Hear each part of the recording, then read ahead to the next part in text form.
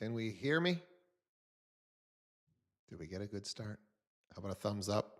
We can hear you. All right. Jesus. Finally, I think I got all the Ecamm Live decided. I'm going to update again today. So I wasn't sure. Who knows what that will bring. Welcome to Tuesday. I hope you guys are all off to a good start. I sure am. We've got the Honorable Kate Garvey with us today. She's got some interesting stuff to chat with us about on a couple of new things that she's implementing into her business regarding fraud. So I'm excited to talk to you guys about that. But I'll open it up to the floor. Anybody have something going on a transaction that you want to get some feedback on, or something that you learned recently that would be good for the group?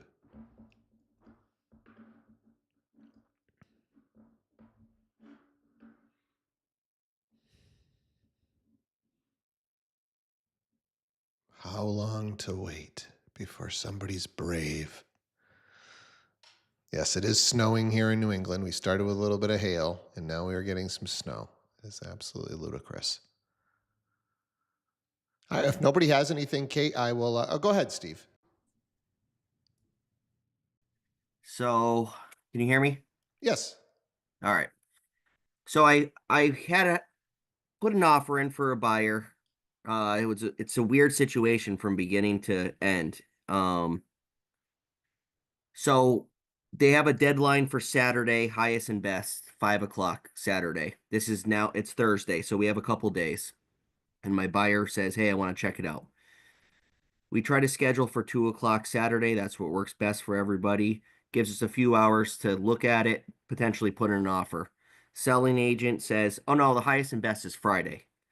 I said, oh, well, it's on MLS as your highest and best is Saturday. I'm like, all right. So we scramble. We end up seeing it that Thursday night. My buyer loves it, puts in an offer, 30,000 over asking with an escalation clause, really wants the house. And I submit the offer. The guy's like, I didn't get it. And I'm like, and I texted him right when I sent it. And I'm like, all right, well, I sent it to this address from this address. And then he's like, okay, yeah, I see it. I got it. I'm like, okay. So we're like 2 strikes already out, this guy. So then I message him on Saturday morning and to say, hey, do your sellers know when they're going to make a decision? Obviously, my buyer's pretty anxious about it. 24 hours, no reply. I'm like, all right. Sunday, I'm like, same message. Then he's like, then he just comes back and goes, yeah, they took a different offer.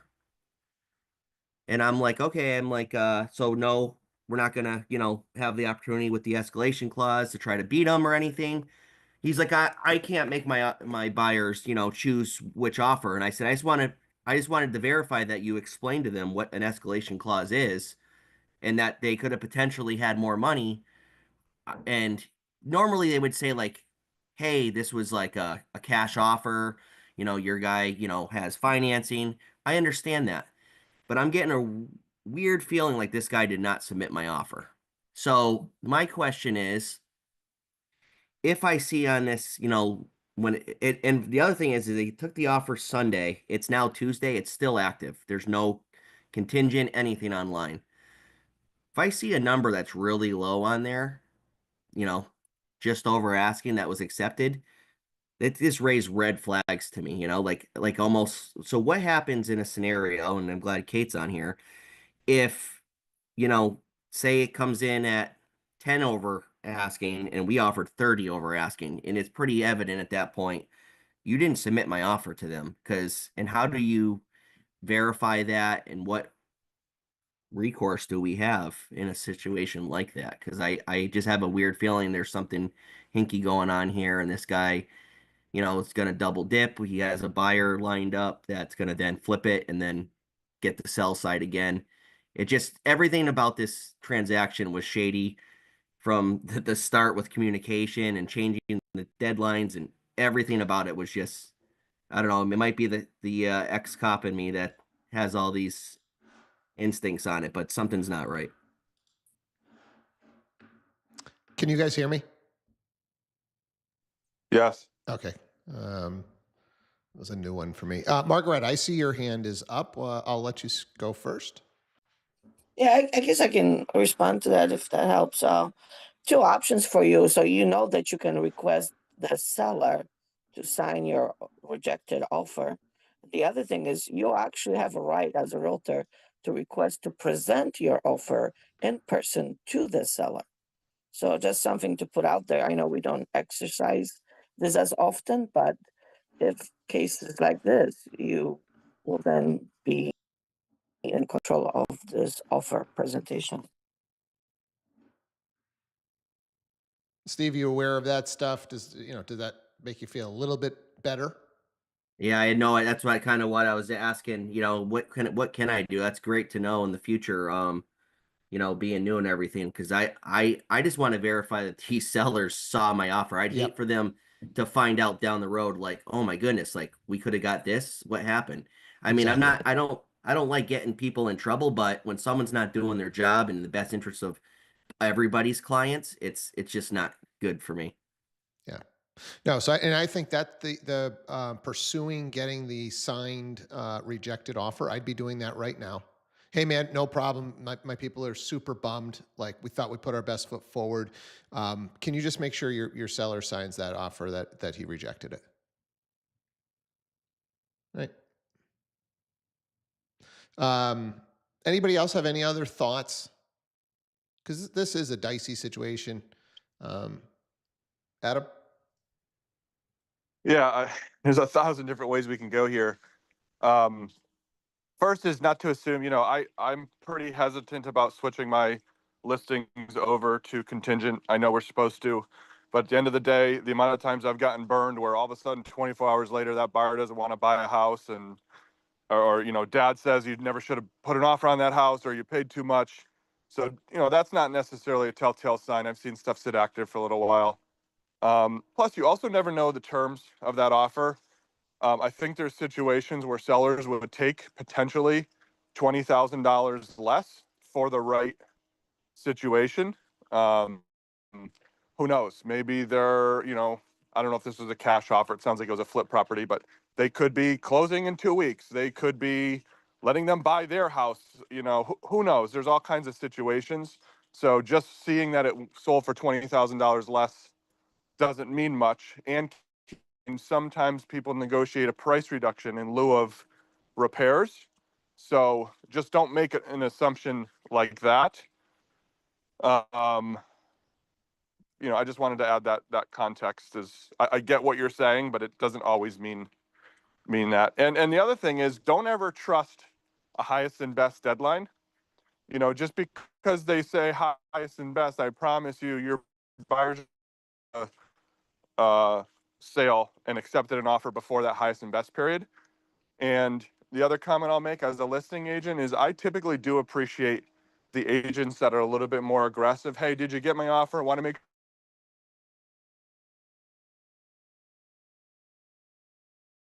stuff. Typically shows that that buyer is pretty interested in that house and it's going to be a good transaction.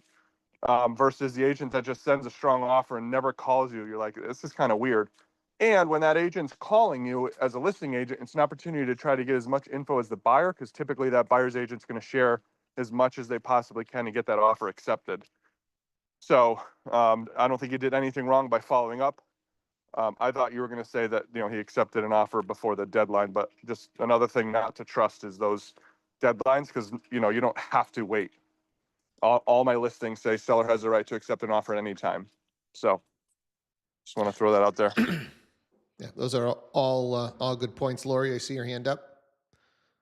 I just wanted to piggyback what Adam said about not, hesitating if you're missing a deadline, because the presentation itself, you don't know when that's going to happen. I was actually in a situation where I had a listing and I had 18 offers. My seller lived in California. So her 6 o'clock was my 9 o'clock. And we were on the phone going through them all. And sure as shit, a fantastic offer by a really wonderful agent actually came in while we're on the phone that late. And she's texting me going, I'm so sorry. I just got off the road and I told my client, let's just try. And it was the winning offer. So, if I didn't get that offer, she still sent it. And if you, whatever offer you have to present no matter when, even if it's, you're under contract. I got this other offer. I just need to show you, Yeah. Yeah. So, and this is even, guys, I've seen this happen even after you verbally accepted. And I don't know if you put that little tidbit in on yours, Lori, right? Like you call the other party, hey, look, I just talked to my clients. They're at work, but they want to go with your offer. They got a function tonight at work. They'll be able to sign it in the morning.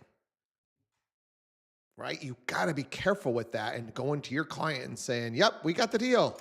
Right? Because between that phone call and tomorrow morning when they sign, if another offer comes in, that listing agent has to present it. If it's better, right now does that seller really care about their word?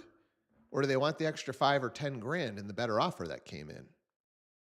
And so you guys as listing agents have got to be careful with the communication of, yes, it's yours, right? It should always be, hey, here's the deal, right? But I'm just letting you know, because I've had this happen in the past. If another offer comes in between now and when they sign at 9 o'clock in the morning, I'm going to present it. And if they want to go with that, there's nothing that I can do as a listing agent, right? Because we want to keep these relationships with other agents, but that's just the reality. You might think something sneaky is going on. And personally, I believe that more than 50% of the time, something sneaky is going on. I really do. I think there's just a lot of bad agents, and maybe sometimes they don't even realize that they're doing things that aren't in the best interest of their client. But other times shit just happens because I've been the person that the stuff happened to, and I'm like, man, the buyer's agent's going to think I'm, pulling a fast one here. So, Lori, your hand was up again. Yeah, I just wanted to say that another conversation I do have with my clients is what the end result of the whole transaction is going to be, is going to usually be different than the offer, because especially in these multiple offer situations, they watch for when that house closed. You bet your ass they want to know what it closed for. And they'll call me, Lori, that it's 10 grand less than what we offered. And I'm like, hey, remember the conversation we had? Like, there's a lot that happens during a transaction. Appraisal could have come in less. Maybe they didn't have a gap coverage. There could have been a credit of some sort.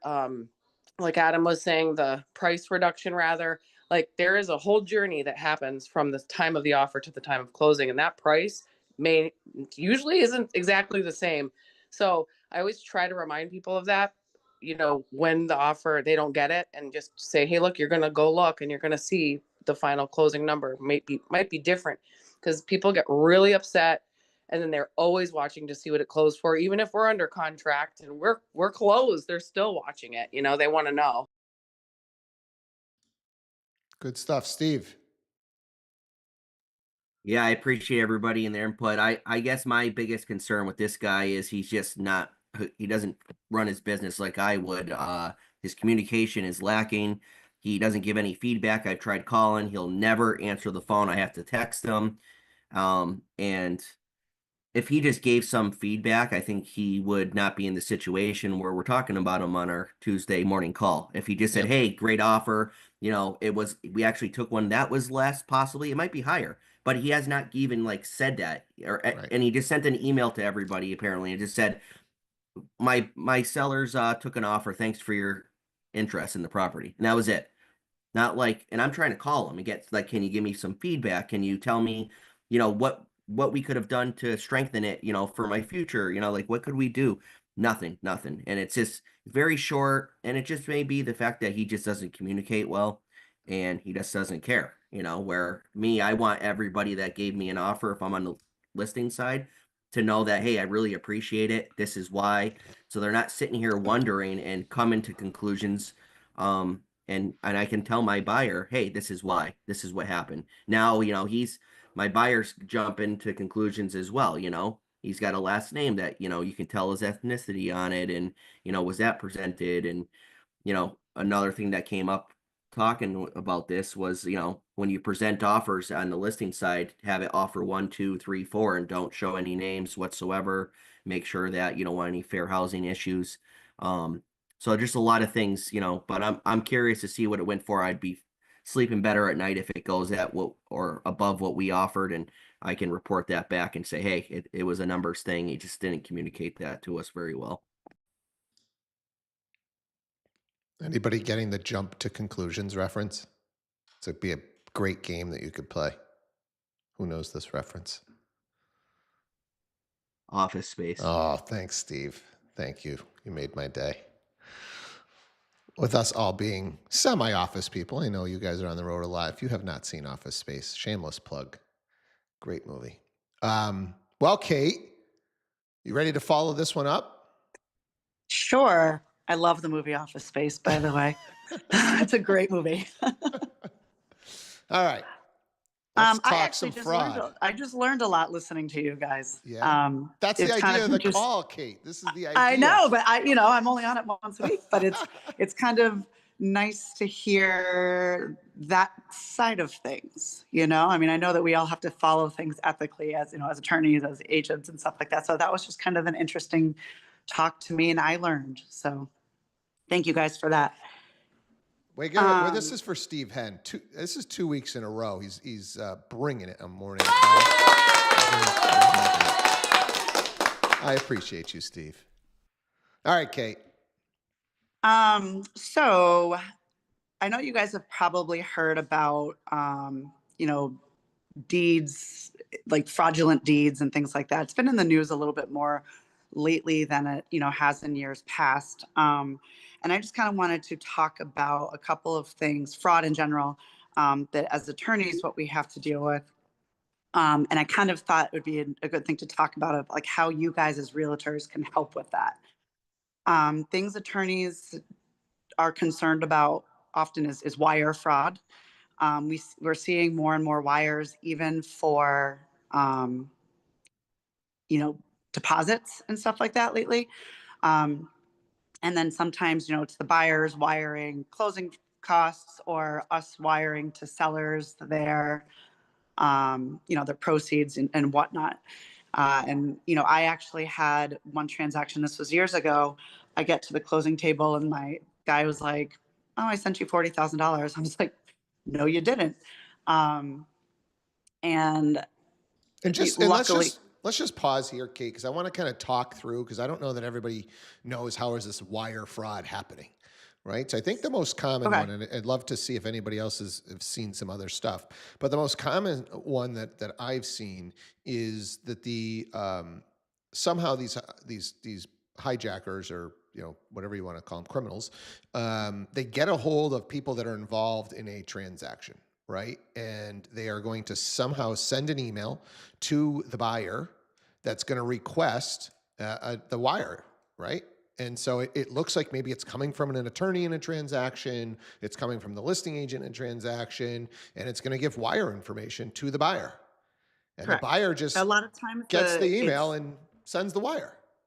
A lot of times it's an email that's very similar to yours. So mine is kgarvey@attorneygarveylaw.com. And it could be something simple like K_, or it's very similar to what my email address or your email address would be. So people think, okay, well, I've been talking to this person the whole time, and they don't realize that small little difference. And, for me, when I send, here's the other pardon? thing, not only the email address, but the body of the email, right? If they can intercept a couple of emails and see what a templated wire instructions email looks like, all of a sudden it's coming from an email address that's similar. The body looks similar. It's, if it's timed right, all of a sudden just looks like, okay, yeah, I got to give my deposit, right? And I guess this is how I do it. Mm-hmm. On my wiring instructions, and I mean, some attorneys don't wire at all. But on my wiring instructions, it says you must call and verify. So somebody has to call my office and talk to one of my staff members, and they verify everything. People don't always do that. And, as I was saying before, I had an incident where a guy wired $40,000 to Lord knows where. And he had to file a fraud thing with the government and all that kind of stuff.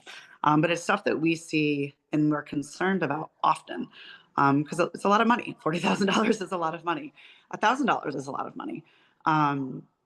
So a lot of attorneys have been taking an extra step in their wiring process. There's certain softwares out there. The one I use is Certified ID, where we use a company to ultimately send this wire, verify all the wiring instructions, and make sure it's legit. And then on the opposite side, we provide that service to our customers, or to, if I'm on the sales side, the buyers, where they feel safe and they send the wire through that service so they know that I'm getting it, and it's ultimately not a scam. So a lot of attorneys have been doing that lately. I see more and more. And it's just an extra step that it doesn't slow things down. It might slow things down like a minute on my end just because I have to type some things into a computer. But it just gives that extra level, so everyone feels safe about wiring. Like I said, whether it's $1,000 or $100,000. And I just think when it comes to your clients, not everybody wires, right? I wire almost every day, but this is the nature of my business. I'm happy to talk to somebody about a wire and what exactly that means. Every bank is a little bit different. I always say to talk to your bank before you send a wire to make sure you can do same day. Some banks don't do that. Sometimes it's, 2 days, depending on what kind of account it is. But it's something that, a lot of our clients aren't familiar with. So, like I said, I'm happy to have a conversation with them about wires. I'm happy to, talk more about wires. I know it's not really that exciting, but it's something that we're dealing with more and more now. And I just want everybody to be protected. I'm going to pause you there, Kate. I see, Linda, you've had your hand up patiently. What do you got? So when this happened to my client, my buyer client, it unfolded exactly as you and Kate have just described. So apparently first, my client Peter received an email from attorney Carl, and the email address was changed by just one letter or an underscore or something like that. And it was Carl directing Peter to please wire $36,000 to, the account below, whatever.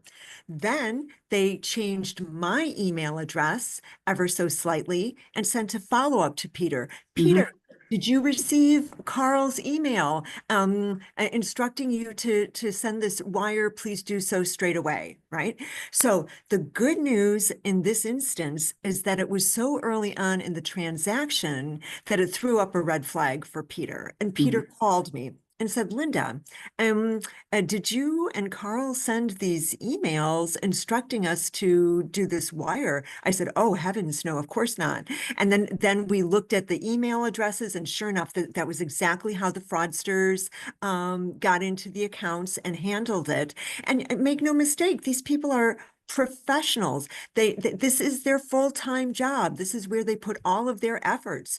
And it's our understanding that they're actually based in Somalia. And so government here, their governments have no interest in getting involved with any of this stuff. They don't care. Right.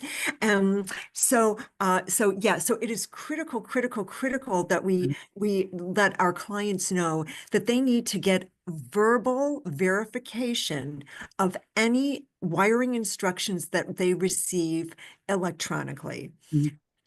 Get on the phone, pick up the phone, call, and make sure that these are valid wiring instructions. But this happened, and fortunately, we were able to have our client not have the painful loss of that $36,000.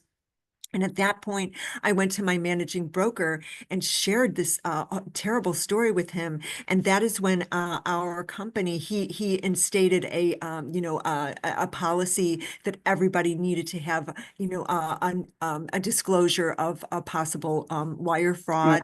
Exactly. But yeah, it's a dreadful thing. And to your point, it doesn't matter if it's 36,000, 1,000, whatever. It's terrible. And once it's gone, in most instances, it cannot be retrieved. Exactly. Yeah. You'll definitely see more and more now wire fraud. Like when you're giving a PNS, a lot of people add addendum A's and TRIDs and things like that. You're seeing more wire fraud documents too for everyone to sign. I've started doing that as well. And some attorneys too, like I have insurance because that one time scared me half to death. So I have insurance, like cyber insurance and things like that. And the new program, the new software that I have also has insurance. So if a wire is sent, in error or fraudulently, whatever, I've got coverage for that money. And like I said, you'll see a lot more attorneys doing that. Sometimes there's a cost that they'll pass on to a client. It's not a lot. It's like $20. But just so you guys are aware, you will be seeing that a little bit more often. But, to Linda, to your point, let your clients know if you're sending a wire, do not send a wire without talking to the person. If it's to me, make sure you call Garvey Law and say, hey, I got this. Let me verify wiring instructions. Especially early on, because most of the time no one's asking for a wire early on unless it's for a deposit. And usually, you know what your deposit is, and it's not often $36,000. Any other comments or thoughts or questions on the wire fraud? Has anybody else seen a different scenario? I think the key is just talking to your buyer clients early about verbal, right?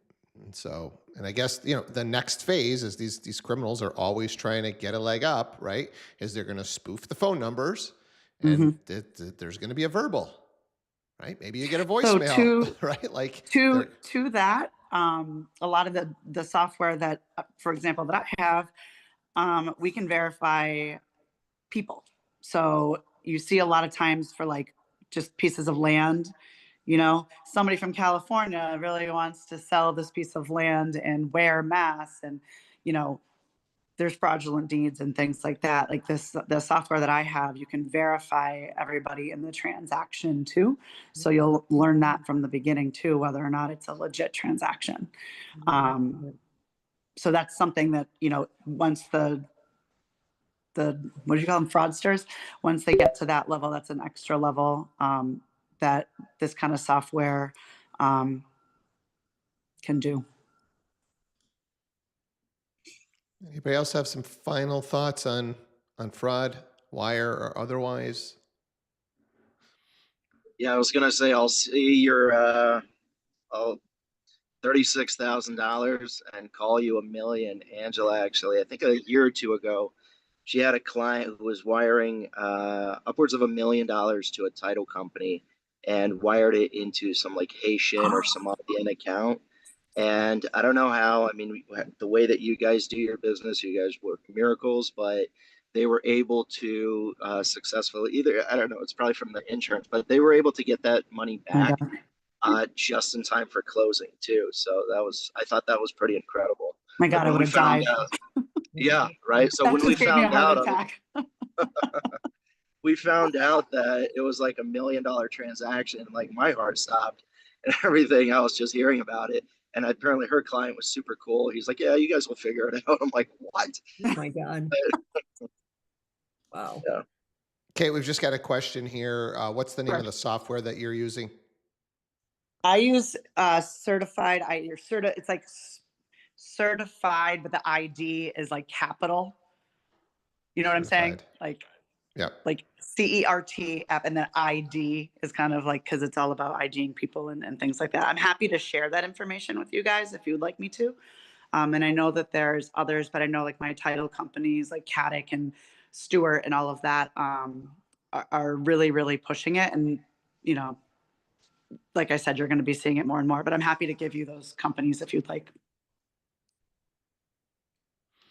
All right, guys, we are up against it. Let's take a quick look at what we have for some additional learning today. What do we have? 4 different opportunities: trends and tactics mastermind, mastermind for Instagram for normal people, building a referral-based business mastermind, and psychology-driven sales. So a bunch of different opportunities to learn a little something. Hopefully you guys put some deals together today. Go have yourselves a kick-ass Tuesday, and we'll do it again tomorrow morning. Take care. Thank you so much. Have a great day, everybody.